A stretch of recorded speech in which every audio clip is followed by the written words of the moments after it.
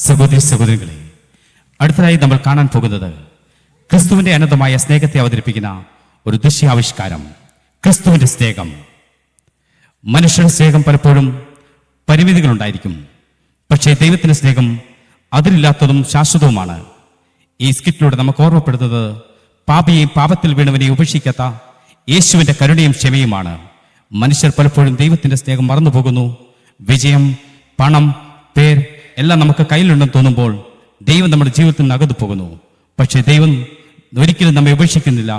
ഇന്ന് നമുക്ക് കാണാൻ പോകുന്നത് അതിന്റെ ഒരു കഥയാണ്, ക്രിസ്തുവിന്റെ സ്നേഹം.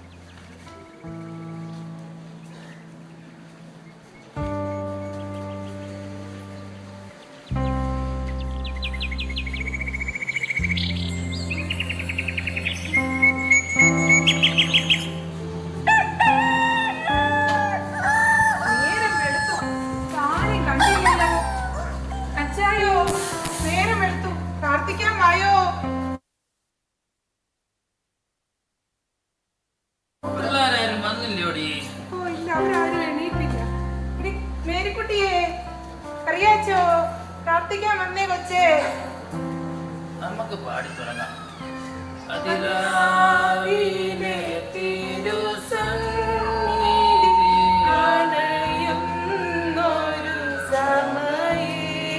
മേരിക്കുട്ടിയെ കൊച്ചേ വായോ, പ്രാർത്ഥിക്കാൻ പിള്ളേരെ വിളിച്ചോണ്ട് വായോ. എന്തു അമ്മച്ചി രാവിലെ ബഹളം വയ്ക്കുന്നേ? നേരം എടുത്തില്ലേ മേരിക്കുട്ടിയെ? പ്രാർത്ഥിക്കാനായിട്ട് എത്ര നേരം വിളിക്കുന്നേ? ഒന്ന് ഉറങ്ങി വന്നതായിരുന്നു. അറിയാച്ചനും ബെന്നിച്ചനും ഒക്കെ എന്തിയാ കൊച്ചേ? വിളിച്ചേ അവരെ കൂടെ പ്രാർത്ഥിക്കാനായിട്ട്. രാവിലെ പ്രാർത്ഥിക്കാം. എന്റെ പൊന്നമ്മച്ചി, ബെന്നിയാണെങ്കിൽ ഇപ്പൊ അങ്ങോട്ട് വന്ന് ഉറങ്ങിയതേ ഉള്ളൂ. അച്ഛനാണെങ്കിൽ ഇപ്പൊ ഒന്ന് വരുമെന്ന് അമ്മച്ചി വിചാരിക്കണ്ട. എന്നാ അന്നേനെങ്കിലും വിളിക്കു കൊച്ചേ, അവരെങ്കിലും ഒന്ന് പ്രാർത്ഥിക്കട്ടെ. മോളെ അന്നേ, അന്നേ, എടി നീ ഇതിൽ വന്നൊന്ന് പ്രാർത്ഥിക്കാനിരിക്കേ. അവള് രാവിലെ ഇറങ്ങിക്കോളും ഫോണുമായിട്ട്. അമ്മയ്ക്ക് എന്താ? അമ്മ പോയിരുന്ന് പ്രാർത്ഥിക്കും. എനിക്ക് 100 കൂട്ടം പരിപാടി അടുക്കളയിൽ കിടക്കുക. നിനക്ക് സ്കൂളിലൊന്നും കൊണ്ടുപോകണ്ടേ? എനിക്കാണെങ്കിൽ കുറെ പഠിക്കാനുണ്ട്. ഞാൻ പോകും. ഇവർക്കാർക്ക് പാടാനും പ്രാർത്ഥിക്കാനും ഒന്നും ഒരു താല്പര്യമൊന്നുമില്ല. ഒരു കാര്യം ചെയ്യാം, നമുക്ക് നമ്മുടെ മുറിയിൽ പോയിരുന്ന് പ്രാർത്ഥിക്കാം. വാ.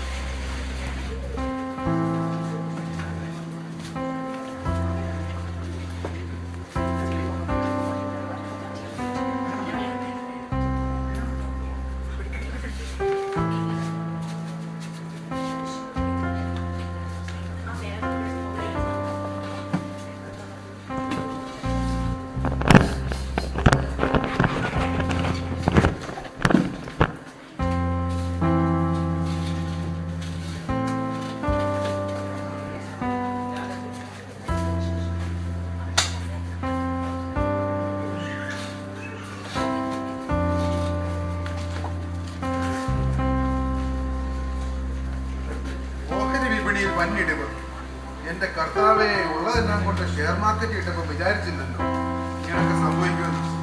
ഷെയർ മാർക്കറ്റ് വഴി കുറച്ച് കാശുണ്ടാക്കാന്ന് വിചാരിച്ചതാ, അതും പോയി കിട്ടി. എന്തു വെച്ചാ ഈ രാവിലെ ഇരുന്ന് പെറുപെറുക്കുന്നേ? ഇന്നലെ പള്ളിയിൽ പോകാനിട്ട് പാസ്റ്റർ വക വിസിറ്റ് എന്തായാലും രാവിലെ തന്നെ ഉണ്ടാകും. ഞാനിവിടെ ചിന്തിക്കുകയായിരുന്നു, എന്നും കുന്നും ഒരേ പ്രസംഗം. കർത്താവിന്റെ സ്നേഹം, കർത്താവിന്റെ ക്രൂശുമരണം, ഇത് കേൾക്കാൻ വേണ്ടി അങ്ങോട്ട് പോകേണ്ട ആവശ്യമുണ്ടോ? കേട്ട് കേട്ട് മനപ്പാടമായി. എടി ബെന്നി എന്തിയടി? അവനെ ഈ വഴിക്കൊന്നും കാണാറില്ലല്ലോ. എന്റെ പൊന്നച്ചായ, അവൻ ആ കൂട്ടുകാരുമായിട്ട് കൂടി കറങ്ങി നടക്കുന്നുണ്ടാവും. അവന്റെ പോക്കത്ര ശരിയല്ലെന്ന് എനിക്ക് തോന്നുന്നത്. ഓ, നീ ഒന്ന് പോയേ. അവൻ പുലിക്കാട്ടിൽ കറിയാച്ചന്റെ മോനാ, അവൻ അങ്ങനൊന്നും പോകുന്നില്ല. ഡേ മനുഷ്യ, എന്നെ കൊണ്ടൊന്നും പറയിക്കല്ലേ. ഒരു പുലിക്കാട്ടിൽ കറിയാച്ചൻ വന്നേക്കുന്നു. നിങ്ങളുടെ പഴയ കാലത്തിലെ കാര്യങ്ങളൊന്നും പറയാതിരിക്കുന്നതാ ഭേദം. ഒരു പുലിക്കാട്ടിൽ കറിയാച്ചൻ. അതെന്താടി കറിയാച്ചൻ ഒരു കുഴപ്പം? ഈ ഒറ്റയ്ക്ക് വഴി വെട്ടി കയറി വന്നാണ് കറിയാച്ചൻ. നിനക്ക് എന്നാ അറിയാം? നീ കവലയോട്ടും ഇറങ്ങി ചോദിച്ചാൽ മതി, കറിയാച്ചൻ ആരാന്ന് അവര് പറഞ്ഞു തരും. ഓ പിന്നെ, നിങ്ങളെന്തോ ഒറ്റയ്ക്ക് വഴി വെട്ടി കയറി വരാൻ എന്തോ JCB-യോ?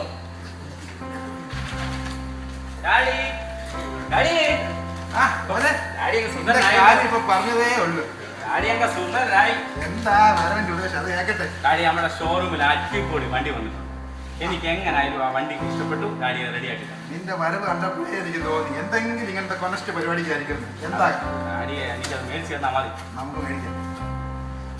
എന്റെ പൊന്നച്ചായ അവൻ പറയുന്നതൊക്കെ കേട്ട് മേടിച്ചു കൊടുക്ക്. അതിന്റെ പുറകെ വരുന്ന ഭവിഷ്യത്തും കൂടെ അനുഭവിച്ചോണം. ഇനി ഞാൻ ഈ ഉണ്ടാക്കിയതൊക്കെ ഇവന് വേണ്ടി എത്തിയോ? ആയിക്കോട്ടെ ആയിക്കോട്ടെ.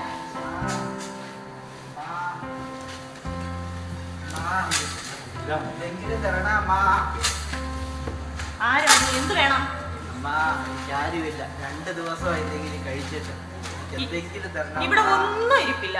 നീ അപ്പുറത്തെ വീട്ടിലെങ്ങാനും പോയി അമ്മ ചോദിക്കാം. അങ്ങനെ പറയല്ല അമ്മ. എനിക്ക് എന്തെങ്കിലും തരണ അമ്മ. നിന്നോട് അപ്പുറത്ത് പോയി ചോദിക്കാനല്ലേ പറഞ്ഞത്? ഇവിടെ ഒന്നും ഇരിപ്പില്ല എന്ന് പറഞ്ഞില്ലേ? രാവിലെ ഓരോന്ന് ഇറങ്ങിക്കോളും മനുഷ്യനെ മെനക്കെടുത്താനായിട്ട്. ഒരു സ്നേഹാലയം മനുഷ്യർക്ക് പട്ടോളം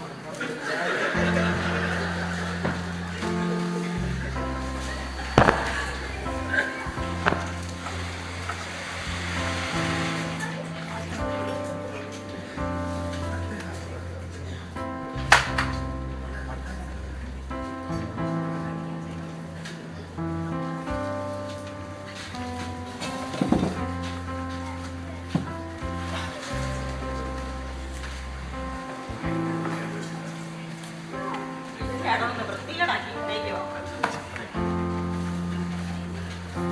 ദാ പിന്നെ, നിനക്ക് രാവിലെ അപ്പവും മുട്ടക്കറിയും വേണോ അതോ ചപ്പാത്തിയും മട്ടനും വേണോ? എനിക്ക് മട്ടനും മുട്ടനും ഒന്നും വേണ്ട. ഞാൻ ചോദിച്ച ക്യാഷ് എനിക്ക് റെഡിയാക്കി തന്നാൽ മതി. എന്റെ പൊന്നച്ചായ നിങ്ങളൊരു കാര്യം ചെയ്യും. അവനൊരു ബൈക്ക് മേടിച്ചു കൊടുക്ക്. അവൻ അവിടെ തന്നെ തിന്നട്ടെ. നീ ധൈര്യമായിട്ട് ഇടാം. അമ്മ അങ്ങനെ വലുതും പറയും. ഞാൻ മേടിച്ചു തരാം. അമ്മയ്ക്ക് ഒരു പണിയില്ല. മോളെ അല്ലേ നിനക്ക് സ്കൂളിൽ പോകണ്ടേ? ഓ എനിക്കൊന്നും വേണ്ട, ഞാൻ വല്ല ക്യാൻറ്റീനിൽ നിന്ന് കഴിക്കും. നിനക്ക് ഫുഡ് വേണ്ടതാ ഞാൻ ചോദിച്ചത്. അതാ പറഞ്ഞേ, ഞാൻ വല്ല ക്യാൻറ്റീനിൽ നിന്ന് കഴിച്ചോളാം. എന്തായാലും കൊള്ളാം. പുസ്തകവും വേണ്ട, ബുക്കും വേണ്ട, ബാഗും വേണ്ട, അങ്ങ് പോവുക അവള്. അമ്മ എന്റെ ആഹാരം ആ പാവപ്പെട്ടവന് കൊടുത്തായിരുന്നെങ്കിൽ അതിന്റെ പ്രതിഫലം അമ്മയ്ക്ക് ദൈവത്തിൽ നിന്ന് കിട്ടിയേനെ. മോളെ, ഡാഡി കഷ്ടപ്പെട്ടുണ്ടാക്കിയ ഒന്നും മറ്റുള്ളവർക്ക് ഫ്രീ ആയിട്ട് കൊടുക്കാനല്ല, നമ്മുടെ ആവശ്യങ്ങൾക്ക് ചെലവഴിക്കാനുള്ളതാണ്. ഒരു കോടായിരുന്നു.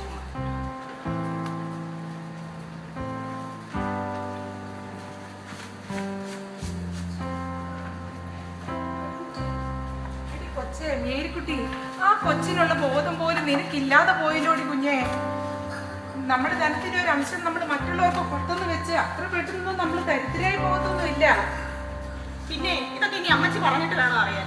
എന്റെ പൊന്നമ്മച്ചി, നമ്മൾ ഈ പാവപ്പെട്ടവരെ സഹായിച്ചില്ലെങ്കിലേ നമ്മൾ അവർക്കൊക്കെ വേണ്ടി പ്രാർത്ഥിക്കുന്നുണ്ടല്ലോ, അതൊക്കെ തന്നെ ധാരാളം. വാക്കുകളിൽ മാത്രം ദൈവസ്നേഹം പറഞ്ഞിട്ട് അത് നമ്മുടെ പ്രവൃത്തിയിൽ ഇല്ലാതെ പോയാൽ അതുകൊണ്ട് എന്താ മോളെ പ്രയോജനം ഇരിക്കുന്നത്? അല്ലെങ്കിൽ തന്നെ ഈ വചനത്തിൽ പറയുന്നത് എല്ലാവരും അനുസരിക്കുന്നതാണോ അമ്മച്ചിയുടെ വിചാരം? വചനത്തിൽ അങ്ങനെ പലതും പറയും. ആ, അതാ നമ്മുടെ വീട്ടിലെ പ്രാർത്ഥനയുടെ കുറവ് കൊണ്ടുള്ളതാ ഇതൊക്കെ. അമ്മച്ചി ഒന്ന് മിണ്ടാതിരിക്കുമോ?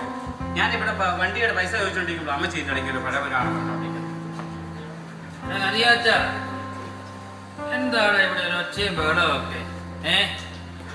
പണ്ടൊക്കെ ഈ സമയത്ത് ഈ വീട്ടിൽ പ്രഭാത കീർത്തനമായിരുന്നു കേട്ടുകൊണ്ടിരുന്നത്. ഒന്നും അപ്പച്ചൻ ഇന്നിപ്പൊ പാട്ടുമില്ല, പ്രാർത്ഥനയുമില്ല, വചനധ്യാനവുമില്ല, ഒന്നുമില്ല. അല്ല, അതിന്റെയൊക്കെ അറിയാനും ഉണ്ട്. പക്ഷാ ബെന്നിക്ക് ഒരു പുതിയ ബൈക്ക് മേടിച്ചു കൊടുക്കുന്ന കാര്യം പറയായിരുന്നു. മോനെ ബെന്നി, പണ്ടൊക്കെ ഞങ്ങൾ മുട്ടുമേലിരുന്ന് പ്രാർത്ഥിച്ചാണ് ഓരോ കാര്യങ്ങൾ നേടിയിരുന്നത്. ഓ അപ്പച്ച, അത് അന്നത്തെ കാലമല്ലേ. ഇന്ന് അതിന്റെ ഒന്നും ആവശ്യമില്ല. ഇന്ന് കയ്യിൽ കാശുണ്ടെങ്കിൽ എന്ത് നടക്കും. പണ്ട് ഈ കുന്ത്രാട്ടങ്ങളെല്ലാം ഒക്കെ ഇല്ലാതിരുന്ന കാലത്ത് ഞങ്ങളൊക്കെ ഓരോന്ന് പ്രാർത്ഥിച്ച എന്റെ ബെന്നി നേടിക്കൊണ്ടിരുന്നത്. ഇന്നത്തെ കാലത്ത് ആർക്കും പ്രാർത്ഥനയില്ല, ഒന്നുമില്ലാത്ത അവസ്ഥയിലാണ്. ഓ, പഴമ്പുരാണം പറഞ്ഞു തുടങ്ങി അമ്മച്ചി. മോനെ കറിയാച്ച, നമുക്ക് എന്ത് മോലാടാ ഈ സ്വത്തും പണവും ഒക്കെ ഉണ്ടായത്? ഇതൊന്നും ഇല്ലാതിരുന്നൊരു കാലം നമുക്കുണ്ടായിരുന്നു. നിനക്കത് ഓർമ്മയുണ്ടോ? കറിയാച്ച, ജീവിത സാഹചര്യങ്ങളൊക്കെ മാറി മറിയും. എന്നാലും മാറാത്തതായിട്ടൊന്നുണ്ട്. അത് നമ്മുടെ ദൈവത്തിന്റെ സ്നേഹം മാത്രമാ. അത് നീ ഒരിക്കലും മറക്കരുത്. ഓ അപ്പച്ച, ഞാൻ അതൊന്നും അല്ല ഉദ്ദേശിച്ചത്. ഇന്നത്തെ ഈ തലമുറ ഇതൊന്നും പറഞ്ഞിട്ടൊരു കാര്യമില്ലെന്ന് പറയുകയായിരുന്നു. നിന്നോട് ഇതൊക്കെ പറഞ്ഞിട്ട് വലിയ കാര്യമുണ്ടെന്ന് എനിക്ക് തോന്നുന്നില്ല. അതെങ്ങനെ? അപ്പനെ അമ്മയും കണ്ടില്ലേ മക്കൾ വളരുന്നത്? അവർക്ക് പ്രാർത്ഥിക്കണമെന്നുമില്ല, പാടണമെന്നുമില്ല, പ്രാർത്ഥനയ്ക്ക് പോകണമെന്നുമില്ല. പിന്നെ എങ്ങനെയാ മക്കൾ ശരിയാകുന്നത്? അതെന്തോ അമ്മച്ചി അങ്ങനെ ഒരു വർത്തമാനം? ഞാൻ വന്നതേ ഉള്ളൂ എന്റെ മേരിക്കുട്ടിയെ. എനിക്കതത്ര സുഖിച്ചിട്ടില്ല.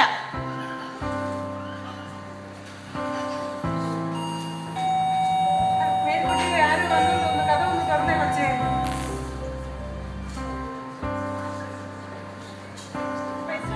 Praise the Lord, praise the Lord. Praise the Lord. Praise the Lord. Praise the Lord. നിങ്ങൾ എല്ലാവരും ഉണ്ടെന്ന് വർഷ ചർച്ചയിലാണെന്ന് തോന്നുന്നു. ഞങ്ങൾ ഓരോരോ കാര്യങ്ങൾ ഇങ്ങനെ പറഞ്ഞ് ഇരുന്നു പോയി. എന്ത് പറ്റി കറിയച്ച കഴിഞ്ഞ ദിവസം ആരെയും സഭായത്തിന് ആരെയും കാണുന്നില്ലല്ലോ ഇവിടെ? കഴിഞ്ഞ ആഴ്ച ഞങ്ങൾക്ക് വരാൻ പറ്റില്ല. കുറച്ച് തിരക്കും ജോലി തിരക്കും ഒക്കെ ആയിപ്പോയി. അതാണ് പക്ഷേ എത്ര നേരം സെയിം മീറ്റിംഗ് സെയിം പ്രെയർ അതുകൊണ്ടാണ് ബോറടിക്കും. അതുകൊണ്ടാണ് വരാൻ പറ്റും. നീ ഒന്നും മിണ്ടായില്ല വെല്ലി. ബസ് ഇത് തന്നെ ഇപ്പോൾ ഇവിടെ പറഞ്ഞുകൊണ്ടിരുന്നത്. പണ്ടൊക്കെ എന്തോ ഒരു ഉത്സാഹത്തോടായിരുന്നു നമ്മൾ ദൈവസന്നിധി കടന്നു വന്നത്. ഇന്നിപ്പോൾ ആർക്ക് പ്രാർത്ഥനയും വേണ്ട, പാട്ടും വേണ്ട, ഒന്നും വേണ്ട. കറിയച്ച നിങ്ങൾ സഭായോഗങ്ങൾ ഉപേക്ഷിക്കായിട്ട് വിചാരിക്കുക. ദൈവത്തിൻ്റെ വചനം അങ്ങനെയാണ് പറയുന്നത്. അതുപോലെ ബെന്നിച്ചിന് ഒത്തിരി നാളായി സഭായത്തിനെ കടന്നു വന്നിട്ട്. എന്ത് വിളിച്ചാൽ പിന്മാറ്റത്തിലാണ്? ഓ പിന്മാറ്റമൊന്നുമല്ല, ഞാനാ പോവാം. ഫസ്റ്റ് അവനൊരു വണ്ടി മേടിക്കാൻ പോവാ ഷോറൂമിലേക്ക്. അവൻ പോയിട്ടിങ്ങ് വരും. പിന്നെ പക്ഷേ എന്തുകൊണ്ട് വിശേഷങ്ങളൊക്കെ? ഓ ഇങ്ങനെയൊക്കെ പോകുന്ന ബസ് സഭായത്തിനൊക്കെ കടന്നു വരണമെന്നൊക്കെ ആഗ്രഹമല്ല. കടന്നു വരാൻ വയ്യ. ആയൊക്കെ അല്ലേ എങ്ങനെ എങ്ങനെ പോകുന്നു? അവളാണ് നമ്മുടെ ആ ഷോറൂമിലാണ് വർക്ക് ചെയ്യുന്നത്. അവൾക്കപ്പോൾ അവനോട് ഞാൻ പറഞ്ഞിട്ടുണ്ടായിരുന്നു, നേരത്തെ പറഞ്ഞിട്ടുണ്ടായിരുന്നു ഒരു ബൈക്കിൻ്റെ കാര്യം. അപ്പനും മോനും കൊള്ളാം എന്തായാലും. പിന്നെ പക്ഷേ വേറെ ഒന്നും വിശേഷങ്ങളോ സുഖങ്ങളൊക്കെ തന്നെയാണ്. ഓ ഇങ്ങനെയൊക്കെ പോകുന്നു. പ്രായമൊക്കെ ഇല്ലേ ബസ്സേ, ആകെ വയ്യ. കറിയച്ച ബിസിനസ് ഒന്നും പോയില്ലേ? ഇന്ന് പോയില്ല അച്ഛാ, ഇന്ന് ഇറങ്ങാൻ പറ്റിയില്ല. തിരക്കായിപ്പോയി. ഞാൻ വേറെ എവിടെയും വരെ പോകാൻ വേണ്ടി ഇറങ്ങുക. ഇനി എന്നാ പോകട്ടെ? ഇനി നാളത്തേക്ക് നോക്കണം. അതെ, പക്ഷേ എവിടുത്തെ ബൈക്കുള്ള പുതിയ ബൈക്കുകളൊന്നും ഒന്നും മേടിച്ചു കൊടുത്തിട്ട് ജൂപ്പിറ്റർ എന്ന് പറഞ്ഞാൽ നമ്മുടെ അടുത്ത് നമ്മുടെ ഷൈനി ഇല്ലയോ? ആ നമ്മുടെ സഭയിൽ വരുന്നു. അതെ അതെ അതെ. ഡാഡി എന്നാ പോവാണ് ഞാൻ. ഓക്കെ ശരിയല്ല. ശരി ശരി. ഹലോ എടാ സ്റ്റാൻഡി, നീ അവിടെ നിന്ന് പെട്ടെന്ന് വന്നേ. ഞാൻ ആ ഷോറൂമിന്റെ തൊട്ടടുത്ത് പോയിട്ടുണ്ട്. അതെ ആ വണ്ടി എടുക്കാൻ വേണ്ടിയാ. എന്നാൽ പിന്നെ കറിയച്ച ഞങ്ങൾ മറ്റേ എന്നാ പിന്നെ ആയിക്കോട്ടെ പാലയോട് സന്ദർശിക്കാറുണ്ട്. അപ്പോൾ ഞങ്ങൾ ശരി ബസ് ആയിക്കോട്ടെ. കൊച്ചേ, മേരിക്കുട്ടിയെ പാസ്പോർട്ട് ഒരു ഗ്ലാസ് ചായ പോലും അല്ലെങ്കിൽ വീടുകളിൽ പോകാട്ടെ. അതുകൊണ്ട് ഇനി അടുത്ത ദിവസം പിടിക്കണം. അമ്മച്ചി ക്ലാസ്സിക്ക് ധൃതിയുണ്ടെന്ന്. ക്ലാസ്സിൽ പോട്ടെ. ആ ശരി കൊച്ചേ.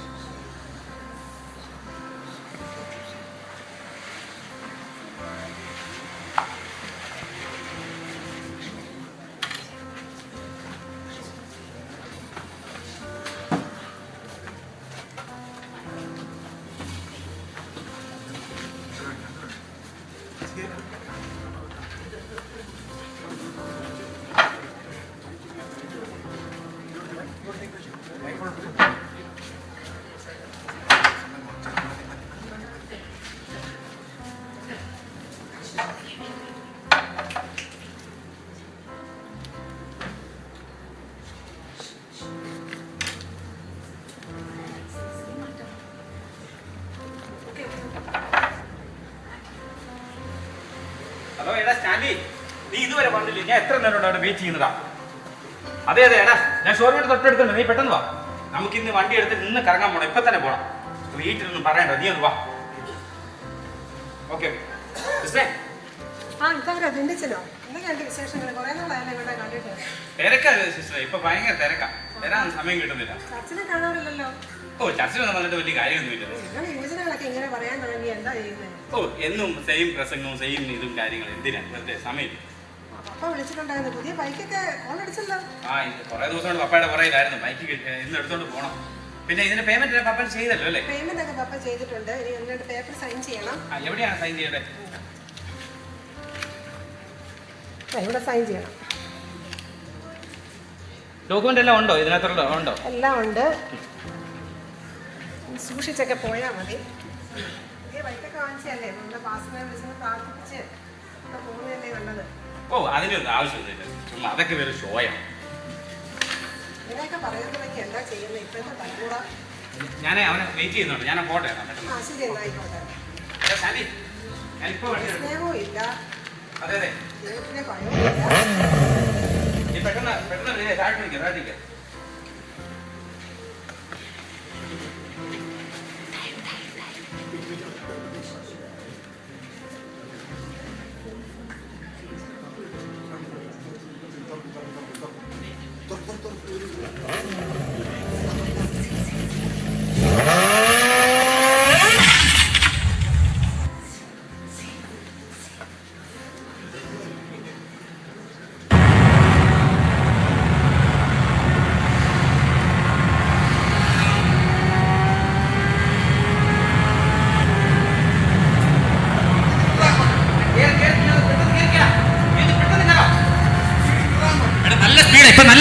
ഒന്ന് നോക്ക്, കേറ. എന്താ പുള്ളിങ്ങാടാ, സൂപ്പർ വണ്ടിയാ കേട്ടോ. നീ അത് പെട്ടെന്ന് വരയ്ക്കേ. കൊടുത്ത നല്ല കൊടുത്തു.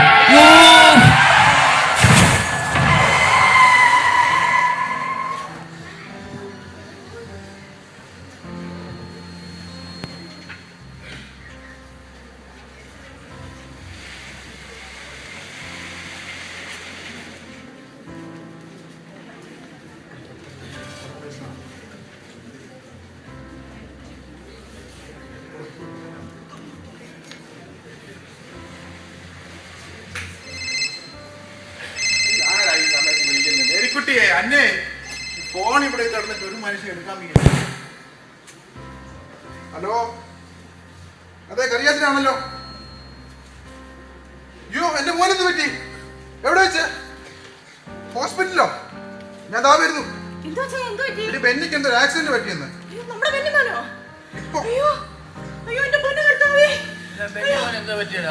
ബെന്നിക്ക് ഒരു ആക്സിഡന്റ്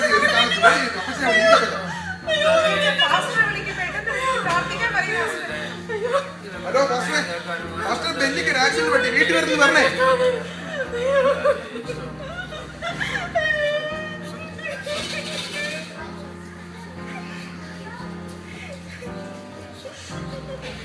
ഞാൻ അപ്പോഴേ പറഞ്ഞതാ ഇതൊന്നും മേടിച്ചു കൊടുക്കണ്ടാന്ന്. ഞാനും പറഞ്ഞതാ അമ്മച്ചി മേടിച്ചു കൊടുക്കല്ലേ. എത്ര പ്രാവശ്യം ഞാൻ പറഞ്ഞതാണെന്നറിയോ? എന്റെ മോൻ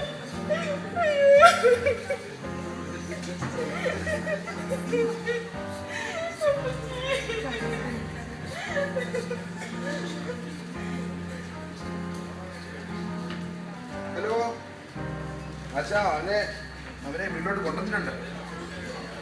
അവനെ വീട്ടിൽ കൊണ്ടുവന്നിട്ട് അവന് കുഴപ്പമില്ല ഇപ്പം. അതെ ശരി, അച്ഛൻ ഇങ്ങോട്ട് വരുമല്ലേ? എന്നാ ആയിക്കോട്ടെ. നീ ഇത് കണ്ടോ? നമ്മുടെ ബെന്നി ഓടിച്ച വണ്ടിയായി. കർത്താവ് അവനെ രക്ഷിച്ചെന്ന് പറഞ്ഞാൽ മതി. എന്നാ ഒന്നും പറയാം. അവന്റെ കൂടെ യാത്ര ചെയ്യുന്ന അവൻ ഐസിയുലാണ് ഇപ്പൊ. അപ്പച്ച ബെന്നിക്ക് കുഴപ്പമൊന്നുമില്ല. അപ്പച്ച അവൻ ടെൻഷൻ ഒന്നും അടിക്കണ്ട. അവിടെ നിന്നോ, അപ്പുറത്തുണ്ട്, റൂമിലുണ്ട്, റെസ്റ്റ് എടുക്കുക.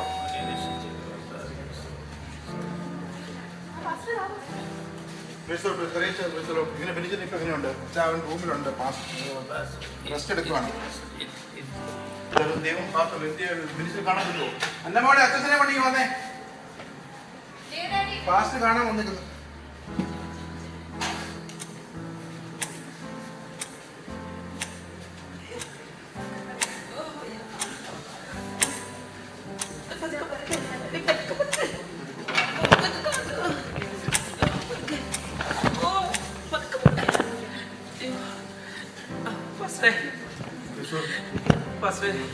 ഇതെല്ലാം എന്നെ തെറ്റാ ബസ്. ഞാൻ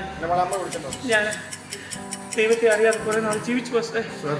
അതിന്റെയാണ്. പക്ഷെ ഒരു പക്ഷേ ദൈവം എന്നെ രക്ഷിച്ചിട്ടായിരുന്നെങ്കിൽ ഈ ദിവസം അനർത്ഥ പ്രശ്നകരമായ തിരാതോണം ദൈവം കാത്തല്ലോ. ഇതൊക്കെ ദൈവം മനസ്സിലാക്കുമ്പോൾ ദൈവം തരുന്ന ഓരോ അവസരങ്ങളാണ്. ഫസ്റ്റ് അപ്പനും അമ്മയും ദേവദാസനും ഒക്കെ പറയുന്നതിൻ്റെ അർത്ഥം ഞാനിപ്പോൾ മനസ്സിലാക്കുക. ഫസ്റ്റ് ഒന്നും ഞാനും അനുസരിച്ചിട്ടില്ല. ഇത്ര നാളും എല്ലാം ദൈവം തന്നെ ഒരു ശിക്ഷയാണെന്ന് കരുതുകയാണ്. ഫസ്റ്റ് ഞാനും ഒട്ടും മോശക്കാരിയല്ല പാസ്റ്ററെ. രാവിലെ ഭിക്ഷക്കാരനെ പോലും വെറുതെ അയച്ചു കളഞ്ഞവളാണ് ഞാൻ. ഇതൊക്കെ ഞങ്ങളുടെ കുറവാണ് പാസ്റ്ററെ. അറിയാച്ചോ, ഇതൊക്കെ ദൈവം നമുക്ക് തരുന്ന ഓരോ പാഠങ്ങളാണ്. ദൈവം നമ്മളെ സ്നേഹിക്കുന്നതുകൊണ്ടാണ് ഇതുപോലത്തെ അവസ്ഥകളൊക്കെ ദൈവം നമ്മളെ കടത്തി വിടുന്നത്. അതുകൊണ്ട് ദൈവത്തിൽ വാഴ്ത്തി പറയുന്ന പോലെ നാം ആരും നഷ്ടബോധത്തിൽ പ്രാപിക്കേണ്ടത് ദൈവം നമ്മുടെ വിവാഹത്തെപ്പോഴും ലോകത്തെ സ്നേഹിച്ചു. ഈ ദൈവസ്നേഹമാണ് നമ്മൾ ഓരോ ദിവസവും നമ്മൾ നടത്തുന്നത്. അതുകൊണ്ട് എല്ലാ ആഴ്ചകളെയും കറിയാച്ചാലും കുടുംബമായിട്ട് എല്ലാവരും തീർച്ചയായിട്ടും സഭയായിട്ട് കടന്നു, ഹിംസ സഭയായിട്ട് കടന്നു വരണം. തീർച്ചയായിട്ടും ദൈവം ഒരു കാര്യം നമുക്കെല്ലാവർക്കും ഒരു വാക്ക് പ്രാർത്ഥിച്ചിട്ട് നമുക്ക് കടന്നു പോകാം. പ്രിയമുള്ളവർ, ഈ സ്കിറ്റ് നമ്മെ ഓർമ്മിപ്പിക്കുന്നത് മനുഷ്യൻ്റെ സ്നേഹം പലപ്പോഴും പരിമിതമാണ്. പക്ഷേ ദൈവത്തിൻ്റെ സ്നേഹം അതിരില്ലാത്തതും അനന്തവുമായതാണ്. അവൻ ഒരിക്കലും നമ്മെ ഉപേക്ഷിക്കുന്നില്ല. പകരം സ്നേഹത്താൽ, ക്ഷമയാൽ, കരുണയാൽ നമ്മെ പുതുക്കുന്നു. ആ ദൈവസ്നേഹം നമ്മുടെ ജീവിതത്തിലുണ്ടാകത്തില്ലേ? പ്രിയമുള്ളവരെ, റോമർ 5:8 ഇങ്ങനെ പറയുന്നു, ക്രിസ്തുവോ നാം പാപികളായിരിക്കുമ്പോൾ തന്നെ നമുക്ക് വേണ്ടി മരിക്കിയാൽ ദൈവം തനിക്ക് നമ്മോടുള്ള സ്നേഹത്തെ പ്രദർശിപ്പിക്കുന്നു. ആ ദൈവസ്നേഹം നമ്മുടെ ഉള്ളിലേക്ക് കടന്നു വരുമ്പോൾ നാം അറിയാതെ തന്നെ നമ്മുടെ സ്വഭാവത്തിലൂടെ പ്രവൃത്തി മറ്റുള്ളവരിലേക്ക് പകരപ്പെടുവാൻ ഇടയായിത്തീരും. നന്ദി. ദൈവം എല്ലാവരെയും ധാരാളമായി അനുഗ്രഹിക്കട്ടെ.